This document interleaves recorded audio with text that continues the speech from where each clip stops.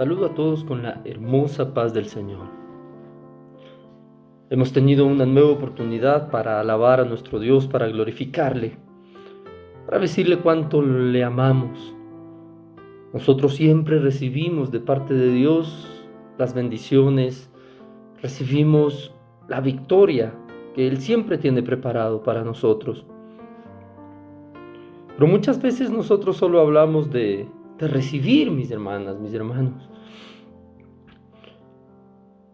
A pesar que la palabra de Dios menciona claramente y dice que es más bienaventurado dar que recibir, pero sin embargo nos gusta, y me incluyo, nos gusta mucho recibir, pero nunca podemos olvidarnos que también estamos aquí para nosotros ser ese canal de bendición para la gente.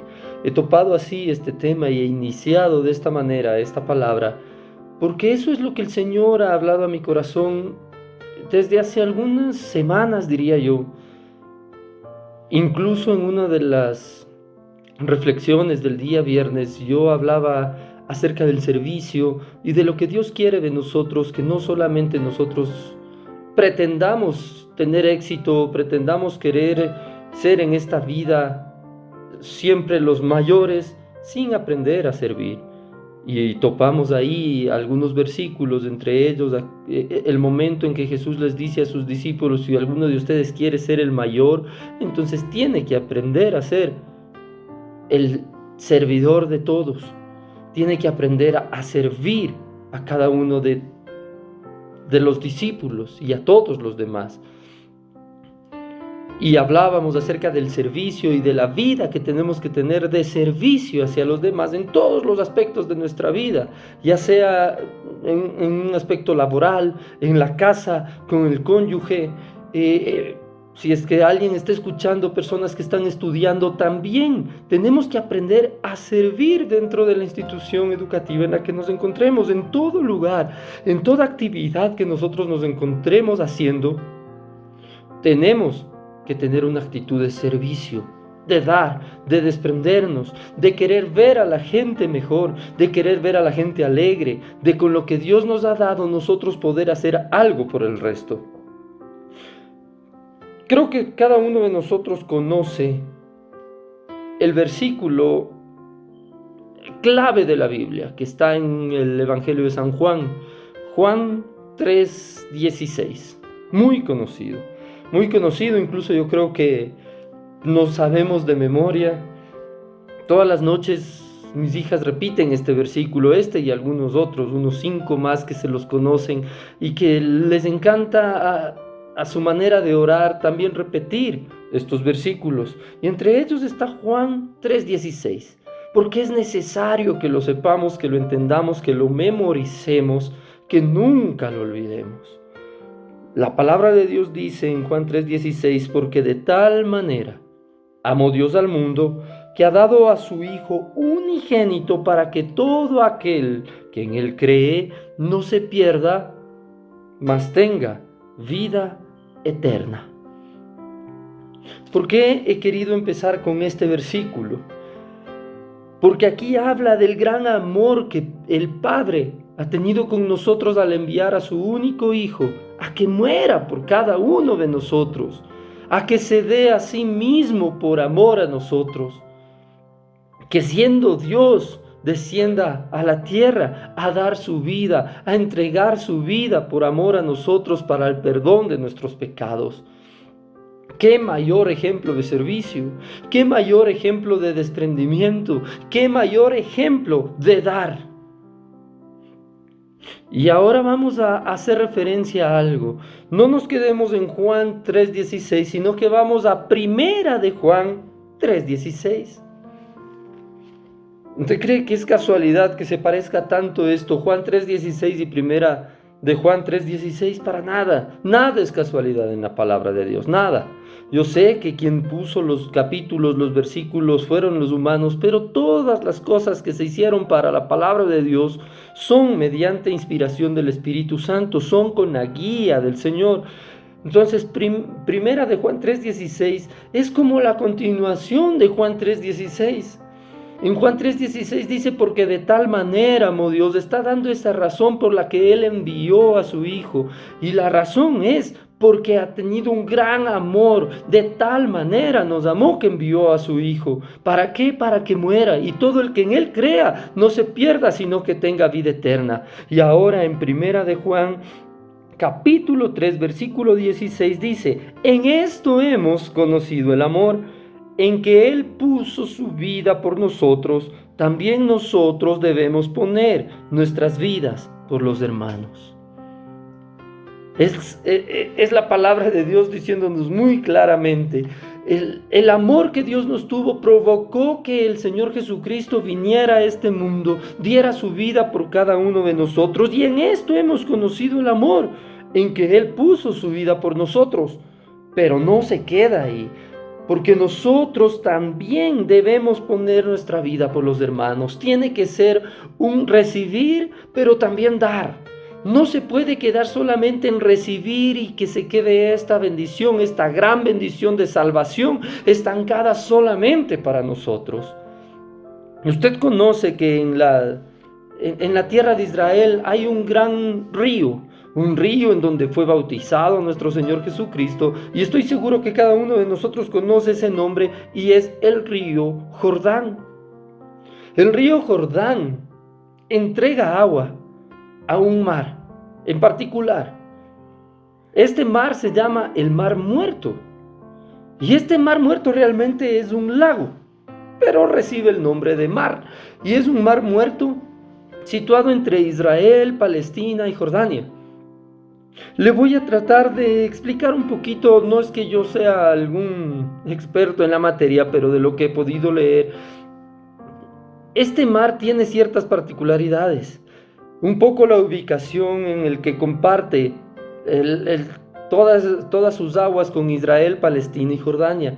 Es considerado como el lugar habitado más bajo del mundo, del planeta. Está casi a 400 metros debajo del nivel del mar.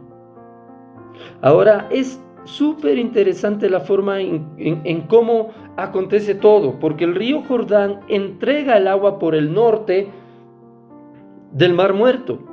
Sin embargo, hay una particularidad aquí, que el mar Muerto no entrega agua absolutamente a nadie.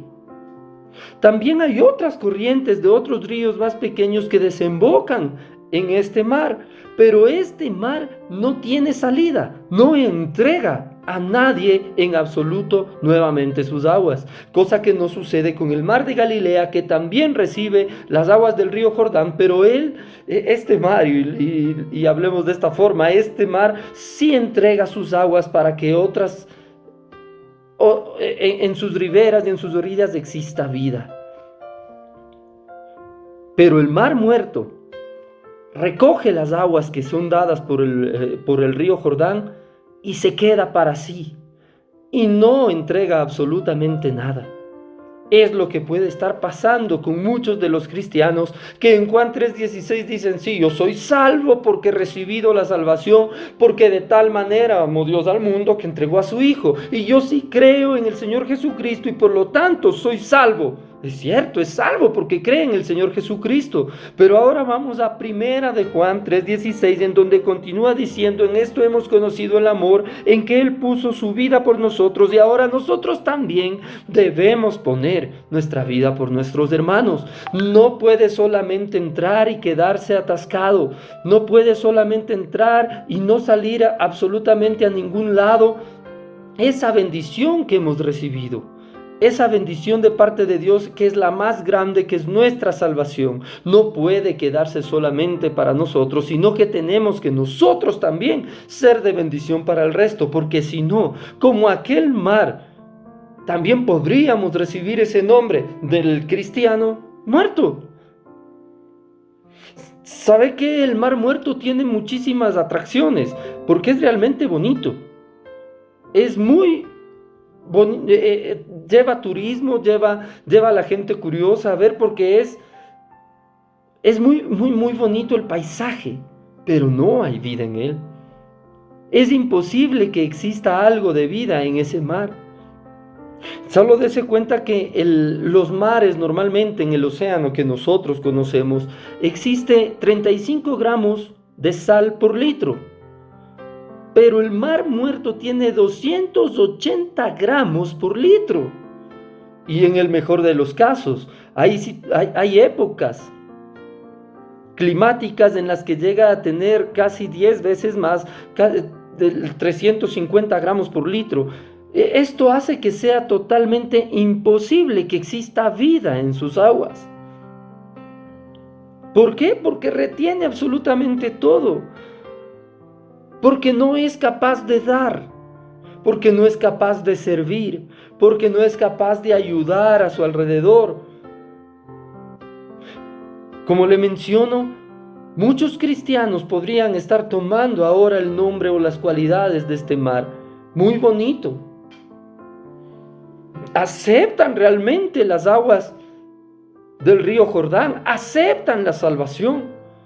Y realmente cuando la gente lo mira, dice, mira, tiene un semblante diferente, pasa algo diferente, pero está atajando todas esas bendiciones y no las quiere soltar, no las quiere compartir y por lo tanto está evitando que exista vida. Nosotros como cristianos tenemos que aprender a servir. Tenemos que poner nuestra vida en servicio a los demás. Yo no sé por qué el Señor ha estado poniendo todo esto en mi corazón en estos días. Entiendo que muy pronto, ya hemos pasado prácticamente 8 meses en los que no hemos podido nosotros congregarnos físicamente y cuando volvamos como congregación no podemos ser la misma. Hay quien habla y dice de la nueva realidad, pues esta realidad que nosotros tengamos que vivir como congregación debe ser diferente. Nosotros tenemos que organizarnos de tal manera en que todas esas bendiciones maravillosas que recibimos de parte de Dios en cada culto, en cada momento en que nos congregamos, no nos podemos quedar para nosotros. Yo sé que hay muchísima gente que ayuda, que hace donaciones, que visita orfanatos, que hace muchas cosas en las que ni siquiera es que esté pidiendo que la congregación vaya con ellos o le apoye. Pues ahora nosotros tenemos que ser más unidos, más juntos en lo que hagamos. Como congregación tenemos que demostrar que nosotros también somos capaces de dar, que no vamos a ser como ese mar muerto, muy bonito, muy cosas hermosas que puedan pasar ahí, pero no hay vida. Nosotros tenemos que dar vida, porque la palabra de Dios así lo dice, que nosotros tenemos que ser capaces de demostrar ese amor como lo hizo el Señor Jesucristo entregando la vida por nosotros. Nosotros también tenemos que entregar nuestra vida por nuestros hermanos. Ya se viene el retorno a las iglesias. ¿Cómo vamos a volver? ¿Qué hemos aprendido en todo este tiempo de cuarentena, en el tiempo de pandemia en el que hemos atravesado? Incluso algunos hemos atravesado la enfermedad en sí. ¿Qué hemos aprendido de todo esto? ¿Qué nos ha hablado el Señor a cada uno de nosotros? La situación económica tal vez que estemos atravesando y viviendo como familia. Los presupuestos ya no son los mismos que antes. Pero Dios sigue siendo exactamente el mismo antes de la pandemia, en la pandemia y después de la pandemia. Dios sigue siendo aquel que nos ha provisto absolutamente de todo, que ha estado con nosotros cada día, cada momento. Él nunca nos ha dejado y nunca lo hará. Él nunca nos ha desamparado y nunca lo hará. Ese es nuestro Dios a quien nosotros servimos. Ahora todo lo que nosotros hemos recibido, todo lo que sabemos que el Señor siempre nos ha dado, es momento de nosotros poder también transmitir a quien necesita. Es momento de poder transmitir a nuestros hermanos, a nuestras hermanas. Es momento de transmitir a los necesitados. Hay mucha gente que necesita conocer que el Señor Jesucristo dio su vida por ellos también, no solamente por nosotros. Él dio su vida por toda la humanidad. Sino que hay mucha gente que ni siquiera ha escuchado hablar de la realidad de cómo fue ese sacrificio. Mucha gente, como le digo, incluso cristianos, no conocen aquel versículo que lo dijimos primero, Juan 3:16. ¿Cómo entonces podemos transmitir? Necesitamos de todo eso que hemos recibido, todo ese río que ha venido hacia nosotros. Nosotros no podemos quedarnos de la misma manera que el mar muerto. Nosotros no podemos quedarnos sin generar vida por medio de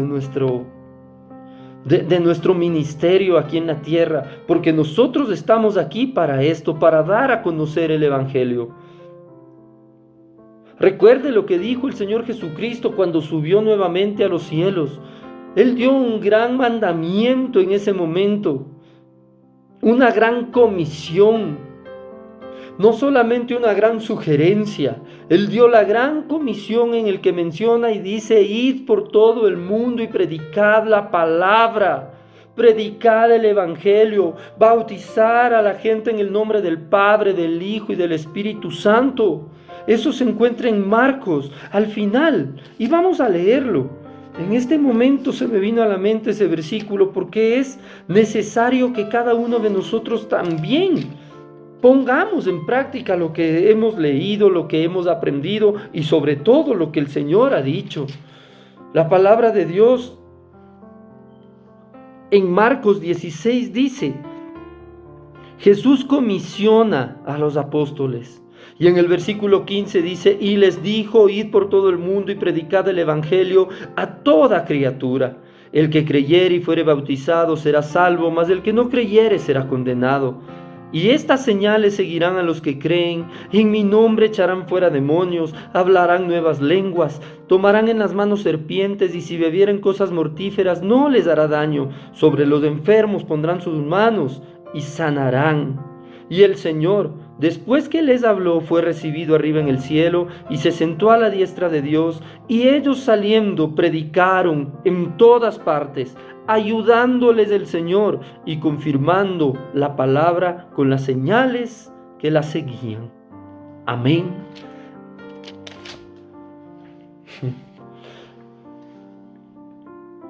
¿Nos siguen las señales? ¿Estamos provocando que esas señales vengan con nosotros? Jesús dijo: habrá señales, sucederán cosas, pero cuando prediquen el Evangelio. Ellos recibieron, así como recibe el mar, las aguas del río. Ellos recibieron todo lo que Jesús les enseñó, vieron los milagros, recibieron poder. Pero ¿qué pasaba si ellos se quedaban como el mar muerto, solamente para ellos las bendiciones? No se hubiese generado lo que se generó cuando ellos salieron y empezaron a predicar. No hubiese habido señales, no hubiese habido vida. Es por eso que de todo lo que nosotros hemos recibido por amor de nuestro Dios, porque de tal manera Él nos amó que envió a su único Hijo a morir por nosotros, con ese mismo amor que Él nos dio ahora, nosotros con ese mismo amor tenemos que hacer.